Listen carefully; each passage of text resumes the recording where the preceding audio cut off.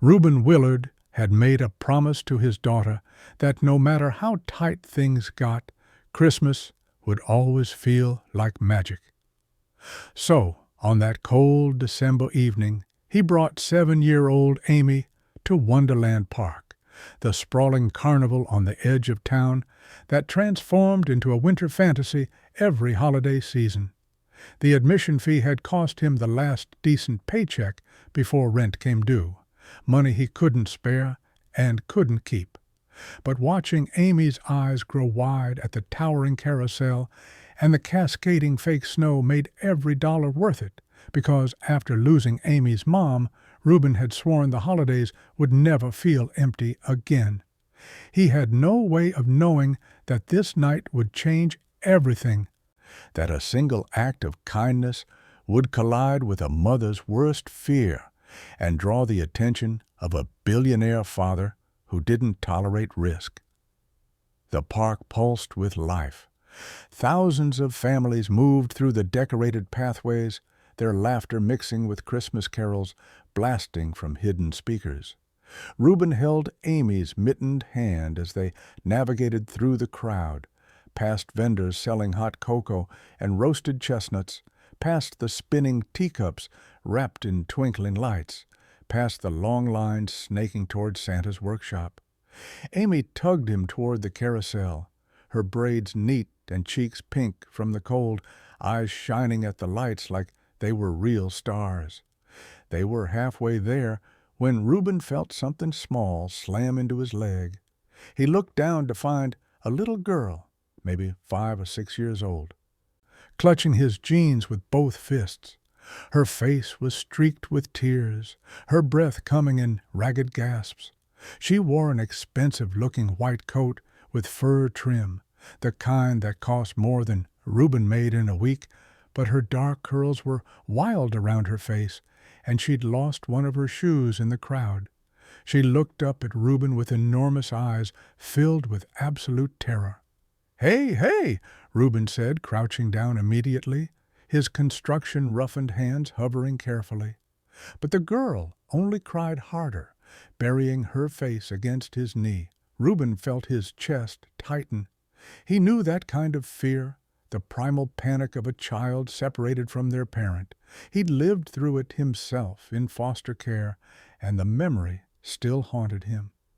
Amie dropped to her knees beside him, her expression serious beyond her years. "It's all right," she said softly to the girl, her voice steady like she'd practiced kindness her whole life. "My daddy's really nice. He's safe. He'll help you find your mommy." The girl lifted her head slightly, her sobs quieting to hiccups, and grabbed Reuben's hand like it was the only steady thing left in the world. But before we dive deeper into this story, please kindly take a moment to comment below with the city you are watching this video from. Hit the like button, and also don't forget to subscribe to the channel to help me to reach my first 1,000 subscribers if you haven't done that already. Reuben Willard stared at the bills in his hand like they were accusing him. They weren't much.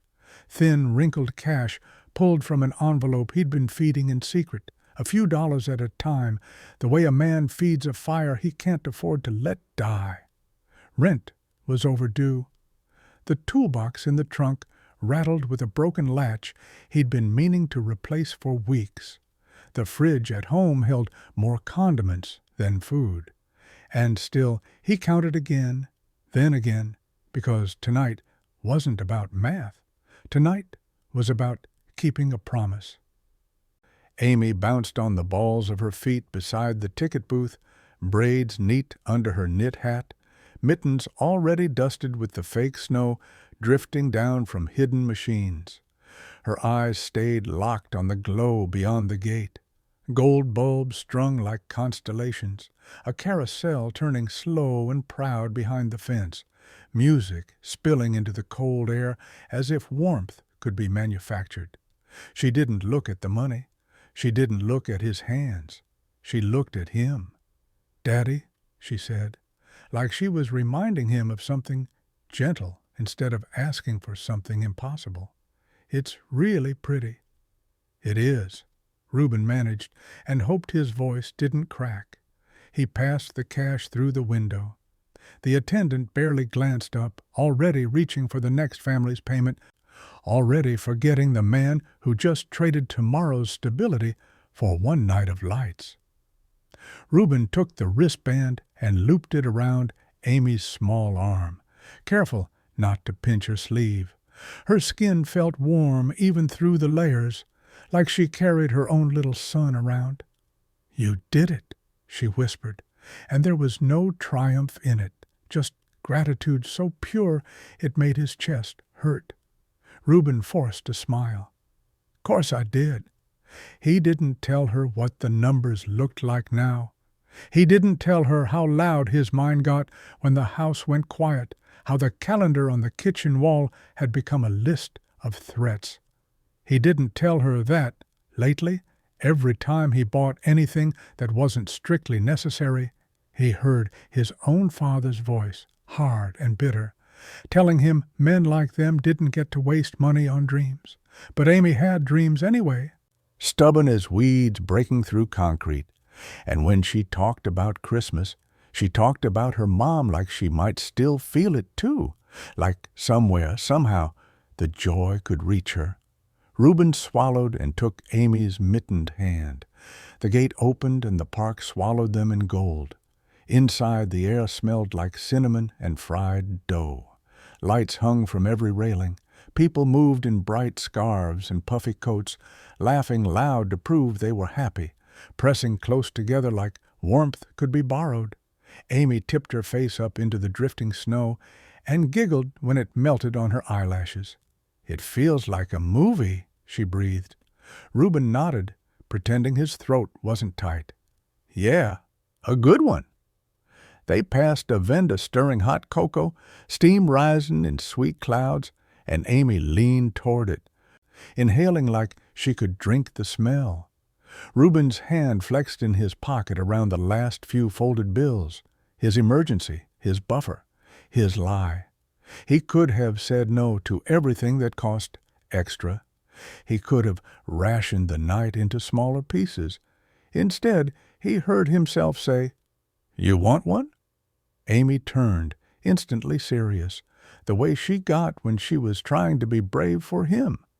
"We don't have to, Daddy." That was what broke him, her sweetness, her awareness, the way she'd learned to ask permission for joy.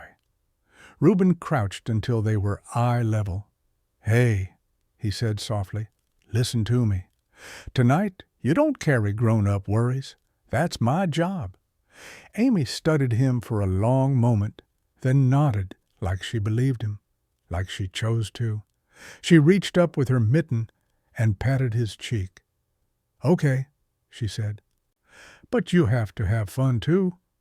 Reuben laughed, a quick sound that surprised him. "Deal."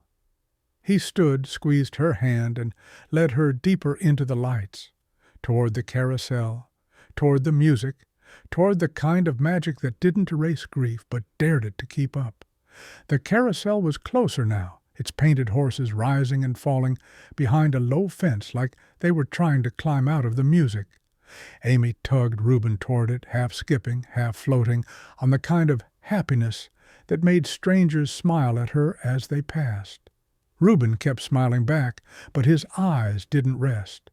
They never did any more, not in crowds, not since the day a hospital hallway taught him how fast a life could split in two.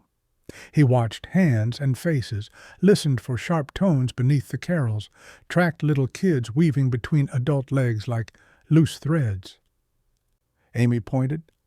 "That one's my horse," she declared, spotting a white one with a gold mane. "Then we better get you in line before somebody steals your ride," Reuben said, squeezing her mittened hand. They were halfway to the entrance when something slammed into his thigh hard enough to stagger him a step. Reuben's reflexes snapped tight. He looked down, already bracing for a spilled drink, a dropped toy, an angry parent. Instead, A little girl clung to his jeans with both fists, as if he were the only solid thing left in the world. She was small, 5, maybe 6, wrapped in an expensive white coat with fur trim that looked too clean for a place this crowded. Her dark curls were a mess, one side pinned back with a glittery barrette that had come loose. Her cheeks were wet, her mouth open in a sound that barely made it past her shaking breath. One patent shoe dangled half unbuckled, and one mitten was missing. "Whoa! Hey!" Reuben said quickly, lowering into a crouch. He kept his hands visible, open, the way you did around a scared animal. "It's okay. You're okay." The girl only cried harder and buried her face against his knee. Amie dropped beside him without hesitating, her little body blocking some of the rushing legs, her voice gentle in a way that didn't belong to a 7-year-old. "Hi," she said softly. "You're safe. My daddy's nice." The girl's sobs hitched. She didn't look up, but her grip tightened. Reuben lifted his head, scanning the sea of coats and hats. A crowd this thick could swallow a child in a heartbeat. He looked for frantic eyes, for a woman pushing through with a name on her lips, for security jackets, for anyone turning in circles with panic written on their face. Nothing. Just lights, laughter, and the cruel normalcy of people having a good night. He leaned closer to the girl. "Sweetheart, what's your name?" She gulped air. I don't... I'm..." Her words collapsed into a sob. "That's okay," Amie whispered. "Can you tell us where your mommy is?" The girl shook her head hard, curls flying. "I had her hand. Then I didn't. It was loud." She swallowed again, eyes finally lifting, huge, terrified. "I'm lost." Reuben slipped his arm around the little girl's shoulders, keeping her close without trapping her, and rose carefully. The crowd pressed in from every direction, strollers, teenagers darting through gaps, parents craning for photos beneath the lights. The girl flinched at every bump. Her fingers still hooked in his jacket like a saw lifeline. "Stay right on my side," Reuben told Amie, and his voice left no room for argument. Amie nodded, eyes wide but steady. She reached for the girl's free hand. "We're going to find your mommy, okay?" The girl's chin trembled. She managed a tiny nod, more hope than certainty. Reuben scanned for security again. Bright jackets, badges, a booth, anything official. A sign pointed toward guest services. He took it, guiding both girls through the moving maze, shoulders angled to shield them. Every step felt like a test. Keep them together. Keep the lost child visible. Keep Amie from getting jostled. Keep strangers from misreading what they saw. By the time they reached the security station, the illusion of order collapsed. 2 guards stood near a desk that looked like it had been set up for an easy night.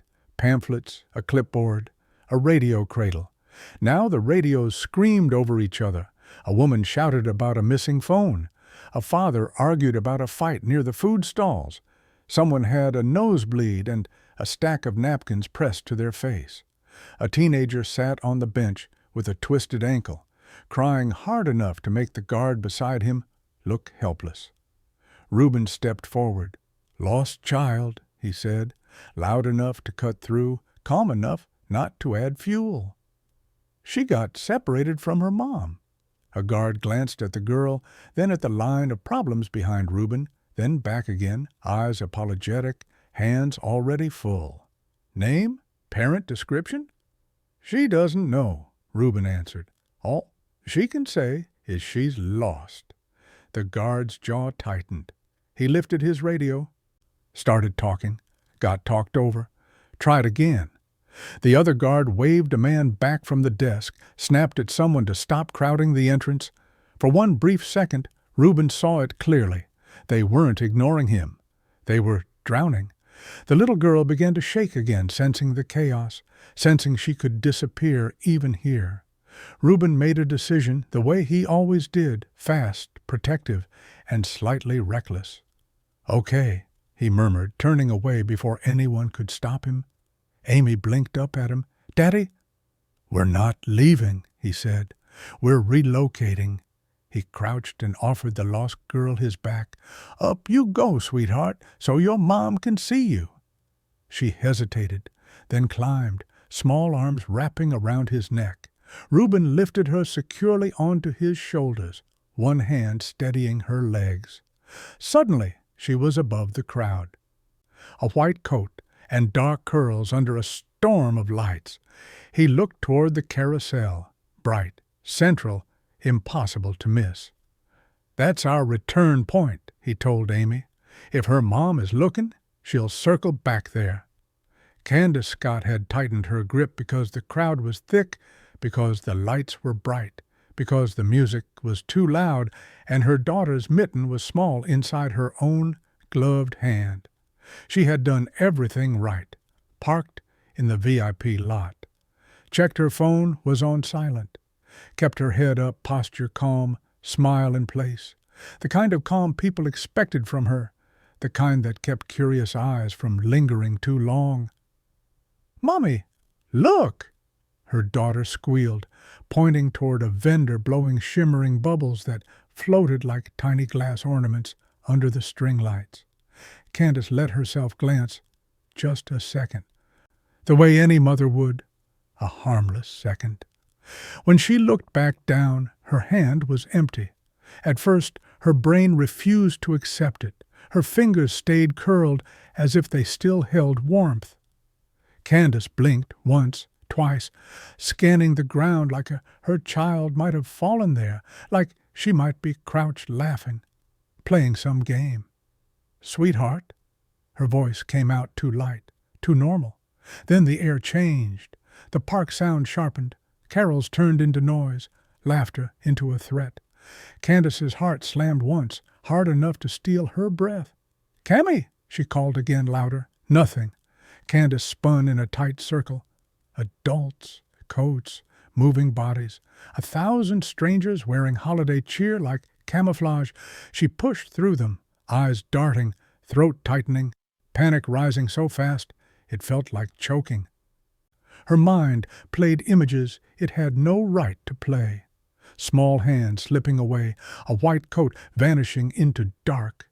Her daughter's face turned upward in fear. No, not here, not tonight. Her steps quickened until she was almost running, knocking shoulders, ignoring annoyed looks.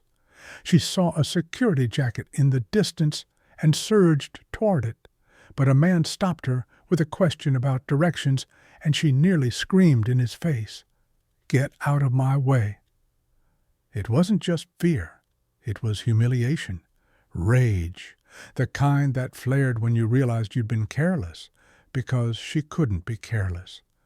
Candace's mind snapped to the invisible audience that followed her everywhere, people who didn't wear badges, didn't ask permission, didn't need to. Bernard's world didn't do accidents. It did liabilities. It did breaches. It did consequences delivered quietly and permanently. If Bernard found out his daughter had gone missing in a public place, even for minutes, he would treat it like a threat assessment. He would treat Candace like the weak link, and weak links got cut. Candace pressed a hand to her mouth, forcing herself to breathe as she pushed deeper into the crowd. "Cammy!" she yelled, voice cracking now, control slipping, heads turned, faces judged, phones lifted, suspicion crawled up her spine. Everyone was watching. Anyone could be anyone. And somewhere in this glittering fake snow wonderland, her child was gone. Reuben kept one hand locked around the little girl's shin as she sat on his shoulders, the other holding Amie close at his side. He stood near the carousel fence, exactly where the lights were brightest, where any frantic parent would be pulled back like a magnet. The girl's white coat made her a beacon in the moving crowd. "There," Amie said, pointing up at the painted horses. Her voice tried to sound normal. "She'll see us." Reuben nodded, scanning again, every second stretched, People brushed past and glanced up, curious, then disinterested. A couple smiled like it was sweet. Then the sound hit him, a scream that didn't match the music. "Camilla!" Heads turned. A ripple moved through the crowd, parting in uneven waves. A woman surged through, hair loose, eyes wild, breath tearing out of her. She looked expensive, fur collar, red dress under a pale coat, diamonds catching the carousel lights like sharp little teeth. But there was nothing polished in her face now. It was pure naked terror. Her gaze snapped upward and locked onto the child on Reuben's shoulders. For one suspended beat, relief flickered, then vanished, replaced by something harder, uglier, fueled by panic and the need to make sense of what she was seeing. Candace's hand shot out, finger stabbing the air like an accusation was the only weapon she had. "Put my daughter down!" she screamed. The crowd froze mid-motion, suddenly hungry for a story. People formed a loose circle without realizing it, their bodies angling closer. Someone's phone lifted. Someone else murmured, "Is that?" Reuben's stomach dropped. He raised his free hand, palm out. "Ma'am, she ran into me. She's lost. I was trying to—" "Don't touch her!" Candace's voice cracked, but it didn't soften. It sharpened. "Security! Someone help!" He's taking her." The word he didn't want to hear hung in the air anyway. Kidnapper. Stranger. Threat. Amy's fingers tightened around Reuben's hand until it hurt. Her whole body went still, like a rabbit sensing a trap. Her eyes flicked between Candace and the strangers closing in, and then to Reuben's face, searching for the answer to the worst question a child can have. "Are they going to take you away?" "Hey," Reuben whispered to her without looking down. "I'm right here." Candace lunged forward as if she could pull her daughter straight off his shoulders. Reuben stepped back instinctively, not to run, just to keep the child from being yanked, from falling. The movement looked wrong in the eyes of people who wanted it to be wrong. A guard appeared at the edge of the circle, radio blaring. Another pushed in behind him. "Sir, step away from the child." "I can't step away," Reuben snapped, panic flashing hot. "She's on my shoulders." Candace's face was wet now, fury and fear mixing until they were the same. "Get her down, now!" The little girl jolted, clinging tighter, then suddenly straightened. Her voice tore through the noise, high, raw, unmistakable. "Stop!" she screamed. "He didn't take me. He saved me." The words hit like a slap. The crowd's energy faltered. The guards hesitated. Amie sucked in a sharp breath. Candace went rigid, her mouth still open, her accusation stuck there as if she couldn't swallow it back down. Her eyes flicked from her daughter to Reuben's face, and the truth she'd been too terrified to consider settled heavy and humiliating in her chest. For the first time her voice dropped small and broken. "Oh, what?" Candace's hands wouldn't stop shaking. 1 minute ago she'd been a mother on the edge of losing her child. The next she was the woman who'd screamed kidnapping at a stranger in front of half the park, with cameras pointed and security radios crackling and her daughter's small voice cutting through it, all like a blade. "He saved me." Candace's throat tightened until it felt bruised. She turned toward the nearest guard, the words fighting their way out past her pride. She's mine. That's my daughter. I panicked. He didn't—" She swallowed hard. "He didn't do anything." The guard's posture shifted, still cautious, but no longer closing in like a net. "Ma'am, we need to de-escalate. Let's get everyone out of the crowd." "Yes," Candace said too quickly. Anything to get away from the eyes. Anything to pull the moment back into a space where it couldn't spread. Reuben lowered the little girl carefully, lifting her down from his shoulders like she was something fragile and precious. She clung to his jacket for a second longer before Candace dropped to her knees and gathered her into a fierce, trembling hug. "Oh, baby, oh my God!" Candace pressed her face into her daughter's hair, breathing her in like oxygen. "I'm here. I'm here." The little girl hiccuped and held on, but her gaze slid past Candace's shoulder, searching. Amie stepped closer, tentative now, her earlier bravery burned off by the crowd and the shouting. Her eyes were still big, still frightened, but she didn't move away. She looked at the little girl the way kids do, simple, direct, no history attached. "Do you want my hot cocoa?" Amie asked quietly, lifting her cup with both mittens. The little girl blinked, then nodded once. Amie offered it like a peace treaty. The girl took a sip and made a small sound of relief that cracked something inside Candace all over again. A child shouldn't have to be grateful for not being alone. Candace stood pulling herself together with the last threads of training and reputation. She faced Reuben, and for the first time she really saw him, not as a threat, not as a blur in her panic, but as a man in a worn winter jacket, shoulders squared, jaw tight, his hand still wrapped around his own daughter's, like he was afraid the world might steal her too. "I owe you an apology," Candace said, voice low, controlled, barely. "A real one? Not here." Reuben's eyes stayed hard. "You already said plenty." A flicker of shame crossed her face. She nodded as if she'd earned the cut.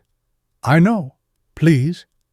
Her gaze darted to the crowd again, to the phones that hadn't all lowered yet.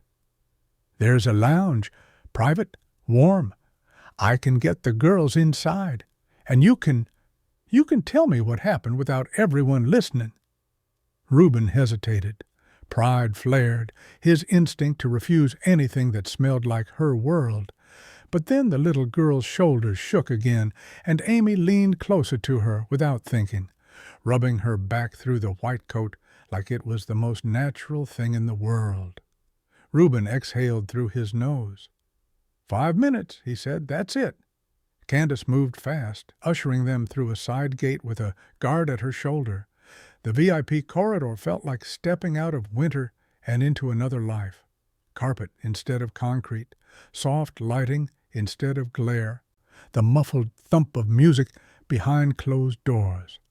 A lounge waited at the end, quiet, warm, with leather chairs and a small tree glittering in a corner like it was trying too hard. Candace gestured them in and shut the door. For a second, nobody spoke. The silence made the humiliation louder. Candace turned to Reuben, clasping her hands together to keep them from shaking.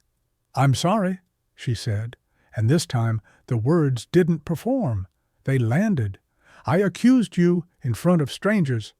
I frightened your daughter. Her voice caught, and she forced it steady. "You kept mine safe, and I repaid you with that." Reuben's shoulders rose and fell with one slow breath. His gaze flicked to Amie, still close to the little girl, offering her napkins, whispering something that made the child's mouth twitch toward a smile. The sight softened him and hardened him at the same time. "I didn't do it for you," he said quietly. "I did it because she was a kid, alone." "I know." Candace stepped forward, then stopped, as if she didn't deserve to get closer. She reached into her purse with brisk practice movements and pulled out a sleek envelope. "Please take this for the trouble, for what I put you through, and for her." She nodded toward Amie, her eyes briefly shining. She was brave. Reuben didn't touch the envelope. He didn't even look at it. His mouth tightened. "No." Candace blinked, thrown off. "It's not. This isn't charity. It's money." Reuben cut in, his voice controlled but edged. "And I don't take money to prove I'm not a criminal." Color rose in Candace's cheeks, not anger, pain. "That's not what I meant." Reuben's jaw flexed. Maybe not. But it's what it feels like. Behind them, the girls had settled onto the edge of a couch like they'd known each other for years. Amie handed the little girl a candy cane from a dish on the table and said, very matter-of-fact, "See, you're okay now." The little girl nodded, clutching the candy cane with both hands. "Your daddy is big," she said, as if that explained everything. Amie gave a tiny, proud shrug. "He's nice, too." Candace's eyes stung.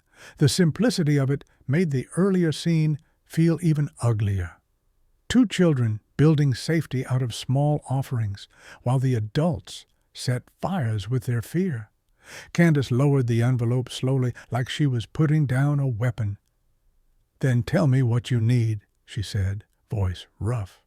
"Not money, not—" She swallowed. "Just tell me what makes this right."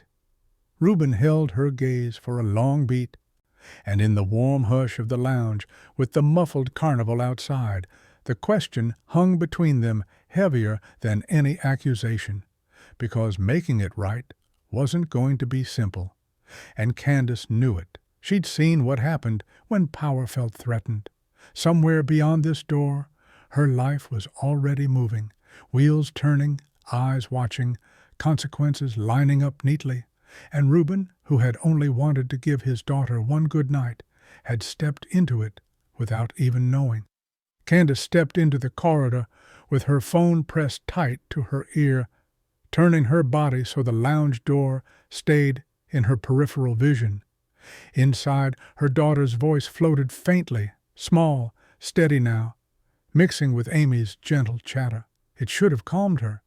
Instead, it made her pulse race harder, because now there was proof, witnesses. A scene that had already drawn eyes. The first call went to security.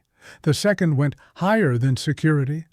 Her thumb hovered over the last name like it could burn her. Then she tapped. It rang once, twice. A man answered. Deep voice clipped. "Yes." Candace's stomach dropped. "It's me. There was an incident." Silence, and then the sound of breathing on the other end, controlled enough to feel like judgment. "Explain," he said. Candace forced the words out in the cleanest order she could manage. Lost child, crowd, a stranger, her own reaction, the public accusation, the correction. She left out the way she'd sounded, the way she'd looked, the way shame still crawled across her skin. "Location?" the man asked. "Wonderland Park, VIP lounge corridor, west side." "Stay there," he said. "Do not leave. Do not speak to anyone else." The line clicked dead. Candace stared at her phone, throat tight.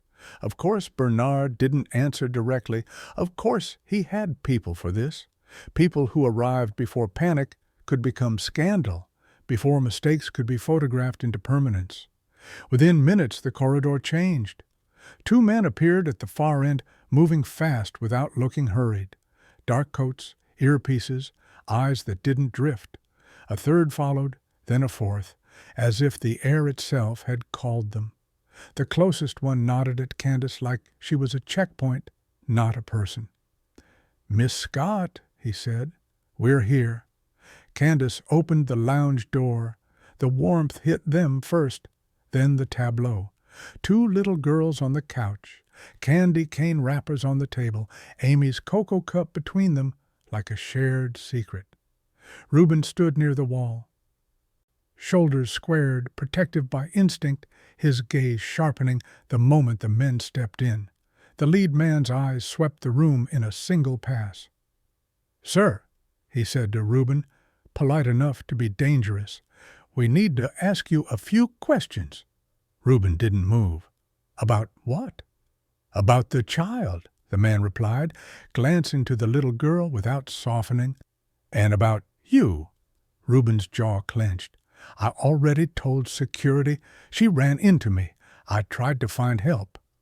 Another man shifted nearer, blocking the door without making it obvious. A third angled toward the girls, positioning himself between them and Reuben like a quiet claim. Amie noticed. Her small hand slid into Reuben's, and she looked up at him, then at the men, eyes suddenly wary again. Candace stepped forward. "He helped," she said quickly. "He didn't do anything." The lead man's expression didn't change. "We understand your statement.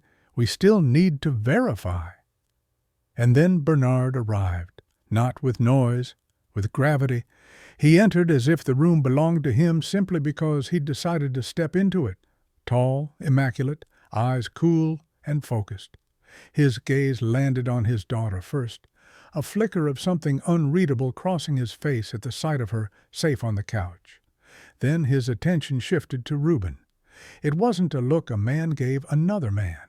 It was a look someone gave a problem. Bernard's eyes moved over Reuben's worn jacket, his rough hands, the stance that said working-class pride and a willingness to fight if cornered. He filed it away like data. "Reuben Willard," Bernard said, voice even. It wasn't a question. Reuben didn't flinch. "And you are?" Bernard's mouth barely tightened. "The father." A silence fell, heavy with the truth of money and power, and the way those things rewrote rules. Then Amie spoke, small and clear. "He didn't steal her." Every head turned. Amie lifted her chin, the same stubborn bravery she'd used in the crowd. She was crying. "Daddy helped. I helped too. Mommy." She glanced toward Candace, searching for the right word. "Was scared, but my daddy is good." The little girl nodded hard, curls bouncing. "He saved me," she added, clutching the candy cane like evidence. Bernard's gaze flicked to the children, really flicked, like something in him recalculated. His jaw flexed once, the first crack in the polished control. He looked back at Reuben, slower now, and the threat in the room didn't vanish, but it changed shape. Candace's hands were steady now, but only because she'd forced them to be.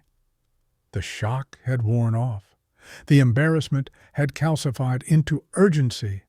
She couldn't erase what she'd done in the crowd, but she could control what happened next.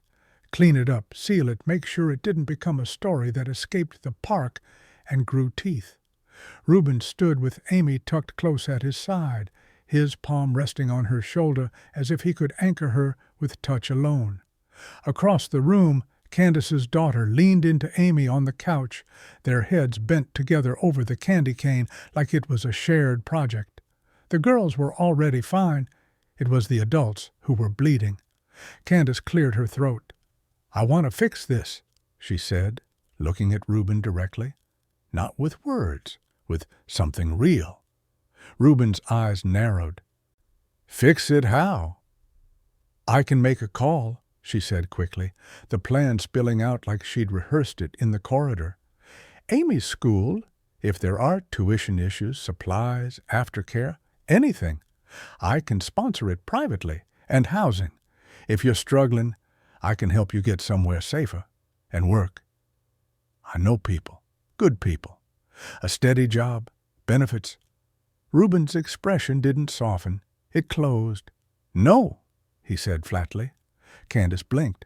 "No." Reuben took a slow breath, as if he were counting to keep his temper from snapping. "You're offering a package, like this is a transaction, like you can put a ribbon on it and call it repaired." "It's not a transaction," Candace insisted, heat rising in her voice. "It's accountability. I accused you in public. I terrified your daughter. I'm trying to buy silence." Reuben cut in, and the words landed hard. Candace's face flushed. "That is not fair." Reuben laughed once, sharp and humorless. "Fair? You screamed kidnapper at me under Christmas lights. You watched guards close in like I was dangerous. My kid thought she was about to lose me." His hand tightened on Amy's shoulder when he felt her flinch at the memory. "And now you want to hand me money and connections like that? Turns fear into a misunderstanding." Candace's voice broke, then steadied again. I'm trying to help." "You're trying to own the solution," Reuben said. "And if I take it, it means I owed you something. It means my dignity comes with terms." From the corner, Bernard watched without interrupting, his expression unreadable. But his eyes tracked everything: tone, posture, the tiny tremor in Candace's jaw. The way Reuben held his ground without stepping forward. A man reading risk, a man measuring character. Bernard finally spoke, quiet enough that everyone had to listen. "If you refuse every form of help," he said, "what do you want instead?" Reuben's gaze flicked to him. The billionaire's calm felt like a test disguised as a question. "I want the truth," Reuben said. "I want you to stop treating me like a threat because I'm not wearing a suit. And I want my daughter to walk out of here without thinking kindness is something that gets you punished." Bernard's eyes narrowed slightly, as if that answer complicated his neat categories. Candace swallowed, staring at the girls on the couch. Two small heads bent together, unbothered by pride, untrained in power. And for the first time, Candace realized her generosity wasn't landing like repair. It was landing like a price tag. The first firework cracked open the night like a door being kicked in. Everyone in the lounge stilled for a beat. Then the sound rolled through the walls. Boom, hiss, a distant crowd cheering as the sky outside blossomed into white and gold. The fake snow drifting past the VIP windows caught the light and turned into sparks of its own, crooked flakes tumbling down like they couldn't decide what they wanted to be. Amie ran to the glass without thinking. "Daddy, look!" Candace's daughter slid off the couch and followed, pressing her palms to the window, eyes huge again, but this time with wonder, not terror. She leaned close to Amie like they'd been doing it forever, shoulders touching, two small bodies sharing the same view as if it belonged to both of them. Reuben moved behind Amie automatically, the way he always placed himself between her and the world. Candace stood a few steps away, arms wrapped around herself, watching the girls more than the fireworks. Bernard stayed near the door, still as a shadow, but his attention wasn't on the hallway anymore. It was on the soft, ordinary scene his money couldn't manufacture. Another burst lit the room in flashes. In that light, Reuben saw it. Candace's mascara smudged from earlier tears, her hands clenched like she was holding herself together by force. Bernard's face carved out of restraint, the kind that came from living too long behind rules, and his own reflection in the glass, a tired man with calloused hands, still fighting a grief that didn't care what month it was. Lonely, all of them, in different languages. Candace exhaled, shakier than she wanted anyone to hear. "She doesn't usually make friends that fast," she said, nodding toward her daughter. The words carried something raw: pride, sadness, relief. Amie answered without turning. "She was scared," she said simply. "So I helped." Reuben's throat tightened. He rested his palm on Amie's head for a second, a silent thank you. "That's my girl," he murmured. Bernard's gaze shifted to him, not measuring now, seeing. Outside, the fireworks climbed higher, louder, as if they were trying to drown out everything that had gone wrong tonight. But inside, the room was quiet in a way that mattered. Candace stepped closer to the window, careful, like she didn't want to spook the fragile peace.